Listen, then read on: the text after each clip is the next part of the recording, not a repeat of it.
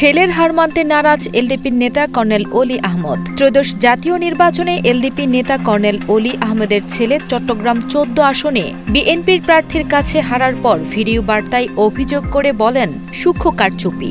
সেই সঙ্গে আরও বলেন মুক্তিযোদ্ধারা কখনো পরাজিত হয় না। শুক্রবার রাতে প্রকাশিত ভিডিও বার্তায় অলি আহমদ দাবি করেন নির্বাচনের দিন বিকেলে হাশিমপুর ও ২০০০-এর একাধিক কেন্দ্রে বহিরাগতরা ঢুকে জোরপূর্বক ব্যালট বাক্স ভর্তি করে। তার অভিযোগ প্রশাসন নীরব ছিল এবং এজেন্টদের কেন্দ্র থেকে বের করে দেওয়া হয়। পরিকল্পিতভাবে প্রায় ৪,৫০০ ভোট বাতিল করে তার ছেলে ওমর ফারুককে মাত্র ১,০২৬ ভোটে হারানো হয়েছে বলে দাবি করেন তিনি।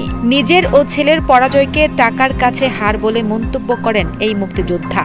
তিনি বলেন ওমর ফারুক বা কর্নেল অলি হারেনি, হেরেছে এলাকার কিছু লোক। তবে ফলাফলের জেরে কোনো বিশৃঙ্খলা না করার জন্য সমর্থকদের নির্দেশ দেন তিনি। হার জিত যাই হোক, আমৃত্যু জনগণের পাশে থাকার প্রতিশ্রুতি দিয়ে তিনি সবাইকে দেশের সার্বভৌমত্ব রক্ষায় প্রস্তুত থাকার আহ্বান জানান।